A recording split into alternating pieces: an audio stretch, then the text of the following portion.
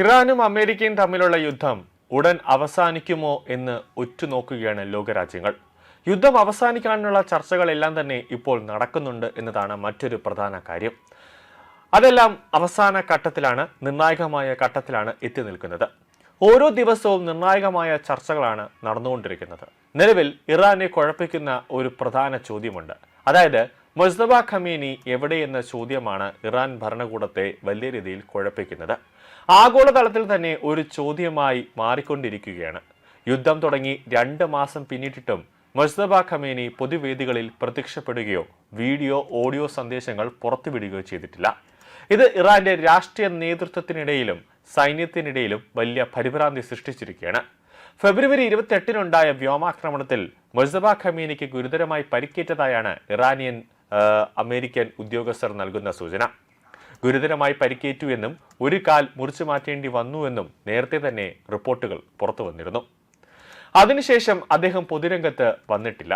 അമേരിക്കയുമായുള്ള സമാധാന ചർച്ചകൾ പുരോഗമിക്കുമ്പോൾ രാജ്യത്തെ അന്തിമ തീരുമാനമെടുക്കേണ്ട നേതാവിന്റെ അസാന്നിധ്യം ചർച്ചകളുടെ വിശ്വാസ്യതയെ തന്നെ ബാധിച്ചിട്ടുണ്ട്. ഇറാന്റെ തെരുവുകളിൽ മുസ്തഫ ഖമീനിയുടെ വലിയ പോസ്റ്ററുകൾ ഇറാൻ ഭരണകൂടം സ്ഥാപിച്ചിട്ടുണ്ട്. എക്സ് പ്ലാറ്റ്ഫോമിലെ അദ്ദേഹത്തിന്റെ അക്കൗണ്ടിൽ നിന്ന് സന്ദേശങ്ങൾ വരുന്നുണ്ടെങ്കിലും ഇവയെല്ലാം ആർട്ടിഫിഷ്യൽ ഇന്റലിജൻസ് ഉപയോഗിച്ച് നിർമ്മിച്ചതാണ് എന്നാണ് വാൾസ്ട്രീറ്റ് ജേർണൽ റിപ്പോർട്ട് ചെയ്യുന്നത്. മുസ്തഫയുടെ അഭാവം അദ്ദേഹത്തിന്റെ കടുത്ത അനുയായികളെ പോലും അസ്വസ്ഥരാക്കുന്നുണ്ടെന്നാണ് എൽ സർവകലാശാലയിലെ ചരിത്രകാരൻ അർഷാദ് അസീസി പറയുന്നത്.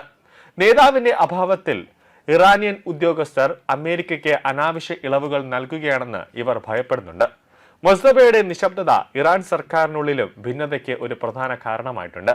പാർലമെന്റ് സ്പീക്കർ മുഹമ്മദ് ബാഗർ ഖാലിഫാനെ പോലുള്ള മിതവാദി നേതാക്കൾ അമേരിക്കയ്ക്ക് മുന്നിൽ കീഴടങ്ങുകയാണെന്ന് തീവ്രവാദി ഗ്രൂപ്പുകൾ ആരോപിക്കുന്നുണ്ട്. മുസ്തഫ ജീവിച്ചിരിപ്പുണ്ടെന്നും ചർച്ചകളെ പിന്തുണയ്ക്കുന്നുണ്ടെന്നും തെളിയിക്കാൻ കുറഞ്ഞത് ഒരു വോയിസ് മെസ്സേജ് എങ്കിലും പുറത്തുവിടണമെന്നാണ് അനുയായികളുടെ ആവശ്യം. ആഗോളതലത്തിൽ നിന്നും ചോദ്യങ്ങൾ ഉയർന്നതോടെ ഇറാൻ പ്രസിഡന്റ് മസൂദ് പെജീഷിയൻ വിശദീകരണവുമായി രംഗത്തെത്തിയിരിക്കുകയാണ്. താൻ അടുത്തിടെ മുസ്തഫ ഖമീനിയുമായി 2.5 മണിക്കൂർ നീണ്ട കൂടിക്കാഴ്ച നടത്തിയെന്നും അദ്ദേഹം സുരക്ഷിതനാണെന്നും പ്രസിഡന്റ് അവകാശപ്പെടുന്നുണ്ട്. ഇസ്രയേലിന്റെ വധപ്പട്ടികയിൽ ഒന്നാമതുള്ള ആൾ സുരക്ഷാ കാരണങ്ങളാലാണ് മുസ്തഫ പുറത്തുവരാത്തതെന്ന് സുരക്ഷാ വിദഗ്ധർ പറയുന്നുണ്ട്. മുതിർന്ന ഇറാനിയൻ ഉദ്യോഗസ്ഥൻ മുസ്തഫയ്ക്ക് പരിക്കേറ്റ കാര്യം ഔദ്യോഗികമായി സമ്മതിച്ചിട്ടുണ്ട്. വ്യോമാക്രമണത്തിൽ അദ്ദേഹത്തിന്റെ നട്ടെല്ലിനും കാൽമുട്ടിനും പരിക്കേറ്റുവെന്നും അതൊരു ഗുരുതരമായ പരിക്കാണെന്നും ഇപ്പോൾ ആരോഗ്യനില മെച്ചപ്പെട്ടു എന്നാണ് അദ്ദേഹം പറയുന്നത്. ശത്രുക്കൾ ശബ്ദ സന്ദേശങ്ങൾ ദുരുപയോഗം ചെയ്യാൻ സാധ്യത ഉള്ളതിനാലാണ് സന്ദേശങ്ങൾ പുറത്തു വിടാത്തതെന്നും കൃത്യസമയത്ത് അദ്ദേഹം ജനങ്ങളെ അഭിസംബോധന ചെയ്യുമെന്നും പരമോന്നത നേതാവിന്റെ ഓഫീസിലെ ഉദ്യോഗസ്ഥനായ മഹ്സർ ഉസൈനി വ്യക്തമാക്കുന്നുണ്ട്. മുസ്തഫ ഖമീനി എന്തെങ്കിലും തരത്തിൽ ഒരു ഓഡിയോ സന്ദേശം പുറത്തുവിട്ടാൽ ആ ഓഡിയോ സന്ദേശം ടാപ്പ് ചെയ്തുകൊണ്ട് അതിന്റെ ലൊക്കേഷൻ കണ്ടുപിടിക്കും. അതിനുള്ള അത്യാധുനിക സംവിധാനങ്ങളുണ്ട്, അമേരിക്കയുടെ പക്കലുണ്ട് എന്നതുകൊണ്ട് തന്നെ, ശത്രുക്കളുടെ പക്കലുള്ളത് കൊണ്ട് തന്നെയാണ് മുസ്തഫ ഖമീനി ഇപ്പോൾ വീഡിയോ ഓഡിയോ ഒന്നും തന്നെ സന്ദേശമായിട്ട് പുറത്തുവിടാത്തതെന്നാണ് ഇറാൻ ഭരണകൂടം പറയുന്നത്. നിലവിൽ എല്ലാ ചർച്ചകളും, അതായത് അമേരിക്കയും ഇറാനും തമ്മിലുള്ള സംഘർഷം എല്ലാം തന്നെ അവസാനിച്ചതിന് ശേഷം മുസ്തഫ ഖമീനി ലോകരാജ്യങ്ങളുമായിട്ട് സംസാരിക്കുമെന്നും അദ്ദേഹം വീഡിയോയും അതോടൊപ്പം തന്നെ ഓഡിയോ സന്ദേശങ്ങളെല്ലാം തന്നെ അദ്ദേഹം പുറത്തേക്ക് വിടുമെന്നും പറയുന്നുണ്ട്. ഫെബ്രുവരി 28-ന് നടന്ന ഒരു വ്യോമാക്രമണത്തിൽ മുസ്തഫ ഖമീനിക്ക് ഗുരുതരമായി പരിക്കേറ്റുവെന്നും അതിൽ അദ്ദേഹത്തിന്റെ വായിലടക്കം വലിയ രീതിയിൽ ഗുരുതരമായി പരിക്കേറ്റു, സംസാരിക്കാനുള്ള ഒരു ശേഷി നഷ്ടപ്പെട്ടു എന്നടക്കമാണ് അദ്ദേഹം പറയുന്നത്. പക്ഷേ ഇറാനിലെ തന്നെ പ്രതിരോധ മന്ത്രി അടക്കമുള്ളവർ, അതിൽ തന്നെ ഒരു ഇറാൻ ഭരണകൂടത്തിൽ തന്നെ ഒരു മന്ത്രിയുണ്ട്, അതിൽ തന്നെ അദ്ദേഹം ഒരു ഡോക്ടറാണ്.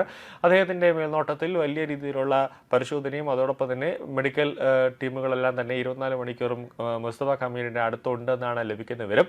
പക്ഷേ മരിച്ചോ അല്ലെങ്കിൽ ജീവിച്ചിരിപ്പുണ്ടോ എന്നൊരു സംശയം ഇപ്പോഴുമുണ്ട്. അത് പൂർണ്ണമായിട്ടും ഇറാൻ ഭരണകൂടം ഒരു ഉറപ്പിച്ച് പറയുന്നില്ല എന്നതാണ് ഇപ്പോഴും ലോകരാജ്യങ്ങളെ സംശയത്തിൽ തന്നെ എത്തി നിർത്തുന്നത്.